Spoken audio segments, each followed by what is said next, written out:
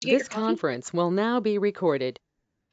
Hey, friends, welcome to the Future of Real Estate. I'm Darryl Baskin, and my co host here, who might get a word in edgewise if I. If you let me.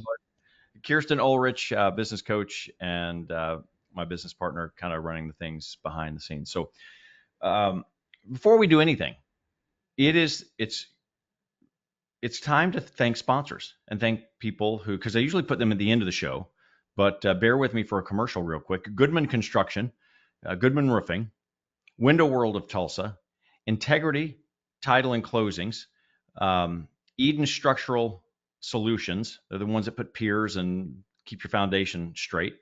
Um, and First United Bank Mortgage.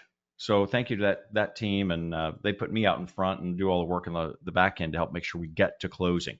So really important people there. You know, one of the things that's, speaking of team, everybody's talking about a team right now in real estate, and like, what is a team and how does that work? And it's a good feel.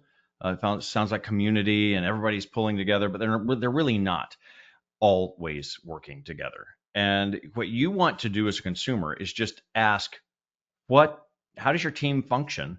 What is your team? Who can I expect to talk to? Will I ever talk to you again? Uh, So, hey, Darryl, can I just interrupt you for a second? yes. I guess I don't need permission. I just did. So, when you're talking about team, is that your internal team or is that your team for the transaction for this?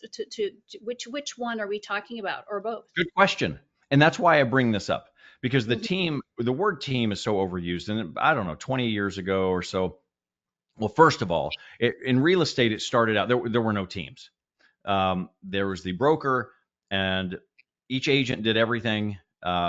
Then agents got a little bigger. There would be an office secretary. Agents got a little bit bigger, and then they would start to have an assistant. They would have a personal assistant. That was a big thing. Then those agents got a little bit bigger as far as production, and then they started to have a buyer um, agent who just worked on buyers, but they always worked with that listing agent to help take care of some of the overflow. Then these teams started to develop. And I was early in that. I was like the first guy to have a team, an assistant and a team here in the Tulsa area. And I just borrowed that from other friends from around the country. And so then I had a buyer specialist, someone who just did that. And then I got a listing partner who helped me manage the listings and all the things that had to happen. Then a marketing coordinator. And um, then one day I had this epiphany when I saw um, a guy advertising his team, hire me and my team. And when I investigated a little bit, it was just his dog. And I thought, wait a minute. I love the fact that you're branding with your dog. I think that's great because pet people, we have an affinity. But that's not a team. That's not what I'm calling a team, and that's not what I'm presenting to my clients. And then I started to just kind of see this devolve into this. Oh, well, I have my team. Well, what is your team? Well, this person just helps me sometimes. Um, Nothing wrong with any of these things, but what you just asked is, what do you mean by team? That's the point. What do you mean by team? And consumers, if you're listing or selling your property, and you think somebody says, "Oh, my whole team will be on it," you have in your mind some idea of what team means. That person that you're hiring may have some completely different definition of team.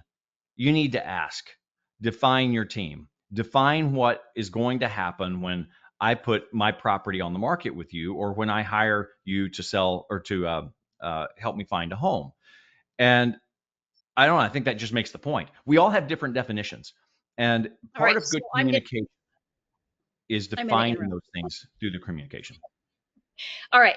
So I think, and I'll go ahead and pat you on the back for this. I think Oh, one of the most important aspects of team, when we're talking about team, and I'm going to use you as an example, is you want someone who's got maturity in their business. So Darryl has an internal team that helps move, through his concierge process and streamline that transaction, right? So that's really smooth.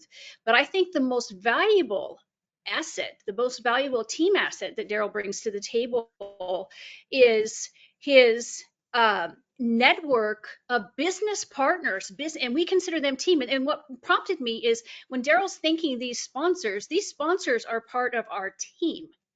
And I can tell you, if you were to interview the last 10 transactions, or people that we've worked on, that we've helped sell their home, every single one of them required at least 1 to 2, maybe 3 team members of the Baskin real estate specialist team in our network to bring this, to get the house sold, to avoid TRRs, to avoid The disasters. repairs. You're Yeah, talking about the TRRs are the repairs, and and you've done and a you don't know. building this for and that's what's really valuable. And what I wanted to say is that these team members, these external team members, are so critical, and you've cultivated these relationships for decades. And that's why I say you want to work with someone who's got a mature team, because they never ever let you down. Well, I go back to the very beginning. I've been doing this for 36 years and 34 years as a licensee, and a few years before that working in investments with my dad. And my early years of selling real estate, I remember, and his name was Kurt. I remember abusing my my contractors, not intentionally. I just kept making demands or had expectations of them that were unreasonable or that weren't really didn't really make me the most attractive person to work with. And I quickly learned, and of course I was just in my 20s, but I quickly learned how that process of taking care of in this case, we're referring to them as team, taking care of your extended network and contractors, make them a valuable resource for you for decades. And so when we call someone and you want this out of your realtor, when they pick up the phone and they say, "Hey, it's Friday night. I just need some help. I need to be able to navigate this and have a plan. Can you help me out with this real quick?" Um, that's when your network really comes through for you and you're making it to the closing table. And those things are critical. You can have all the best marketing, you can have the best placements on Google or realtor.com or pay extra for some boost on Zillow. None of that even really matters, to be honest with you. It makes a home seller happy, but buyers are going to find the property in most cases anyway, because they're going to search past the first page. You're not going to spend 200, 300, 800, $1 million on something without really doing some basic research. And that is where I think the public is misled the most, is they're buying into bling and not really seeing the substance below the marketing. And this is where and this is not a sexy topic. Let's just face it. I can just see people's eyes glazing over, and yet it doesn't seem to matter up front. What really matters, you walk in, oh, look at the paint, look at the light fixtures, all this stuff is glitzy and happy. But what really matters is when you start, the rubber meets the road, and you start packing your truck and making your house payment, and you realize, oh wow, I didn't quite analyze my homeowner's insurance as deeply as I wish I had. I wish I had done something else with inspections. Those are the things that really come out through the process, and that's why I'm happy about the real estate service industry being cleaned up a little bit and making it more difficult to survive as a realtor right now, because uh, there's a lot at stake in people's lives and their financial futures when these decisions are being made. None of it's going to be perfect. None of it. You just want to have someone who's competent and skilled to be able to get you through the process and help you understand what your options are as you're making the decisions. That's probably the best summary right there. Understand your options so you can decide. Well, and the thing is, like when you're getting ready to list your home and you don't really think about this, you've made the decision, I'm going to list my home, I want to sell it. And then you start walking around, right? So one of the things that we do, Darryl mentioned, an inspection. right? So when we do that walkthrough with our clients, we're looking and evaluating what's going on in the house. And we're doing this by what are the things that we can do to increase curb appeal and make the house, more attractive. But then also, are there things that we need to address that won't pass inspection or might cause an issue? And so we're looking at that and we're making sure that we're taking all that into consideration. And then we may even make a decision that, what, we'll leave that for the inspection. Well, and let me point something out. Let me give you a really good example right here. Um, when a realtor goes out to talk to a homeowner about selling their house, two things need to happen. The realtor needs to give really honest information, but the realtor also has to win the trust, and the homeowner, the seller, has to like them. Those are often at complete odds. When when you want somebody to like you, you tell them all the things they want to hear. But when you want to make it to the closing table and you want to start doing the job that you have to do as the professional who was hired by the homeowner, you have to start telling them all the things they don't want to hear. You have to become somewhat adversarial. And all of that is supposed to happen on day one. That's why this is such a problem most of the time, is because home sellers think they are interviewing an agent um, who's going to go out and say the best things about their house and like be the best marketer, and that's great. So what do? You sit down, theoretically or hypothetically, you sit down at the kitchen table, which doesn't really happen much anymore. What's your commission going to be, and tell me how you're going to market my house, and blah blah blah. Well, that's where everybody gets fooled, because all of that can happen, and yet the basics of what you just mentioned, of making it through the inspection process, making it through the financing process, getting to the closing table, those are the real hurdles.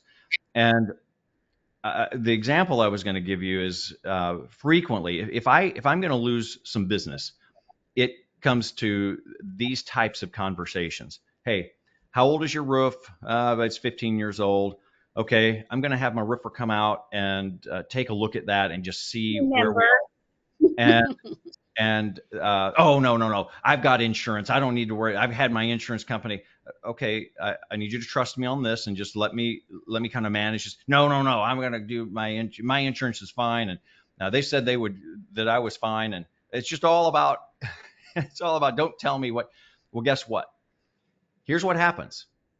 And I'll use any company, it doesn't matter, State Farm, Allstate, Chubb, doesn't matter. They have an insurance policy on your property because you've been paying for it. When it goes through the process of the sale, the new buyer can call the exact same insurance company, the exact same insurance agent. Hear me. I'm going to say this again because it's a common problem with homeowners. They can call the exact same insurance company that you have, the exact same insurance agent that you have, because that has been insuring your house for a million years, since the day you were born. But they're writing a brand new policy for someone completely different, even though it's on the same house. And guess what? Their requirements and their underwriting guidelines will then be reevaluated, and they may not give it the same coverage you have. Mm-hmm. This becomes a problem in the sale. And the reason I'm like, can you tell I'm a little passionate about it? I have this conversation that with people in a very trusting relationship. They're like, okay, Darryl, I'm following what you're saying, and I'm going to let you take the reins here to work ahead of time because I'm on your team, by the way, Mr. Home Seller, Mrs. Home Seller. But if you make this an adversarial process, you're missing the benefit of that expertise that is coming to help you make it through the sale. These are Well, it's not just helping out making it through the sale. It's so negotiation throughout the entire process. We're continuously negotiating. Mhm. And if you don't, and you're not being proactive, and let's the roof especially, right? Because that is a fairly large ticket item, then your negotiation power diminishes depending on the quality of your roof. And so it's really important to, you know, you have a trusted advisor. You have to listen Let to me your back up. trusted advisor. Go ahead. Let me tell you, and this is why communication is so important when you're talking about real estate. What a homeowner, home seller hears in that first conversation, because they, just like the previous example, they're putting their own definition, just like the previous example of team. They're putting their own definition on insurance and roof, and all they hear is, "You're telling me I have to put on a new roof." No, that's not what this conversation is about. The conversation is about how does this transfer the risk transfer to the new owner, and what are they comfortable with? And as your sales guy, the one who's got to get this to the closing table for you, I need to be prepared with all the information. I want you to have in the back of your mind some of the potentials so that you can make the best decision if any of this comes up. Now, I've had a lot of these just sail right through, but I've had more than a lot of them not sail through. And when you have a renegotiation on a price, if you're a homeowner selling your house and you think you've got this price, this is part of the fallacy of real estate. It's not done until it's done. You got to walk away from the That's closing right. table with that check. Or delayed And closing. you're saying you're negotiating all the way through. You are negotiating all the way through. The first time you get the contract, well, that's subject to inspections. Then you make it past inspections and you think you know what's required, and then the appraiser comes in. All these things, or the in-laws come in sometime during inspections, and they're changing things. The color is always changing through the process. So you want to have an overall strategy.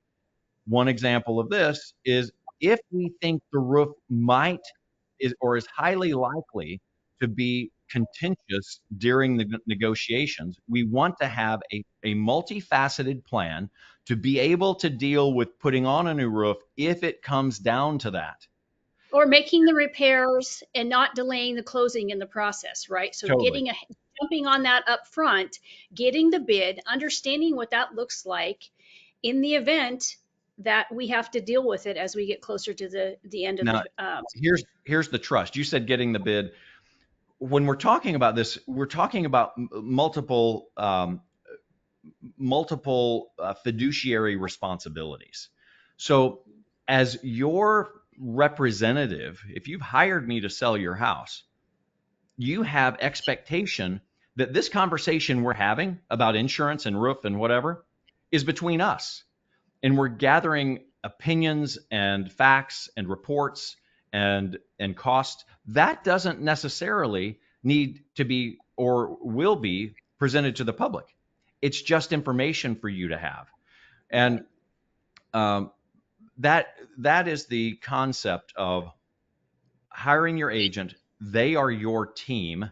Now you're going out in the big bad world to sell the house. So that fiduciary responsibility, that responsibility to protect your interests, is solely on your agent, and you need to make sure you trust that agent to not be diarrhea mouth going out telling people all kinds of stuff about your current situation, or um, things about the property that are undermining your negotiating position. I can't tell you how many times I call people up and they just start an agent, and they just start telling me all kinds of stuff that's really irrelevant, but gives me an upper hand in negotiation for the buyer that I'm representing. Well, that's my job.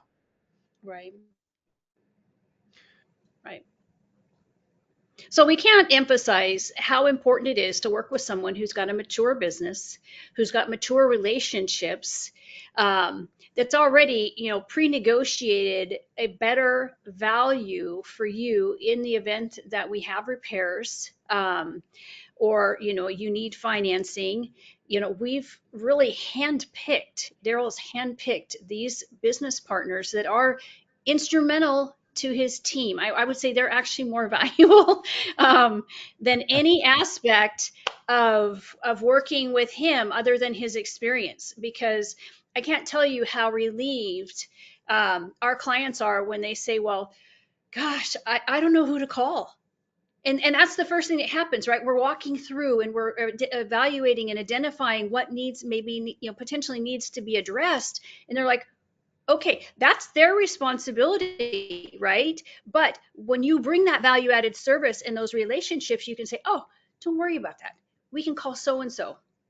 And the beautiful thing about our team is they're really responsive, right? So they value this partnership, they value the relationship, and they get right on it.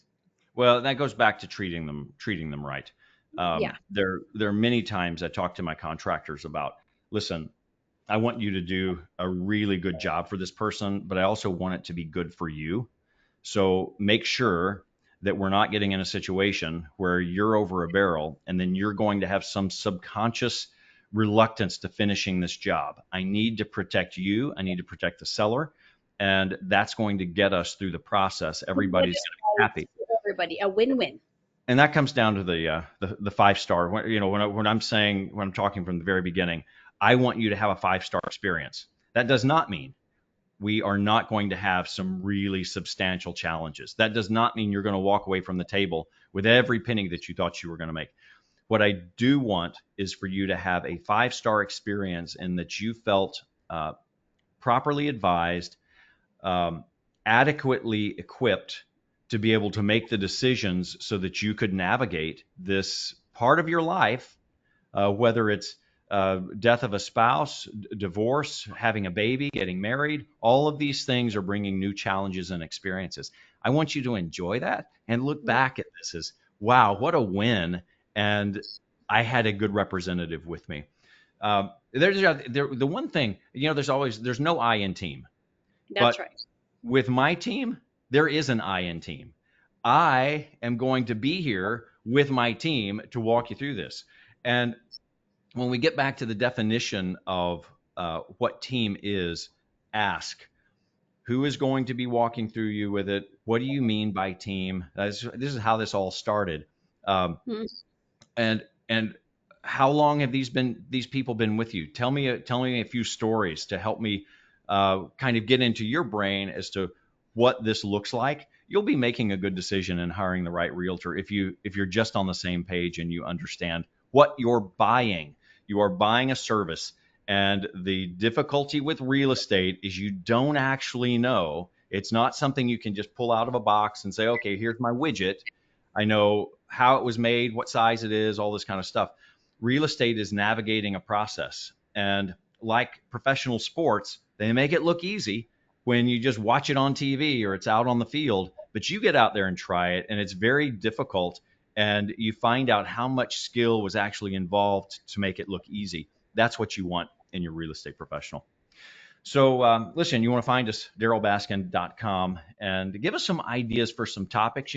Often we're just talking about things that are experiences from real clients and things that we want them to know. We want you to know before you step into the real estate world and get a little distracted by, oh, what's your commission, or how long is your listing, or where are you going to advertise my property, or what does your sign look like?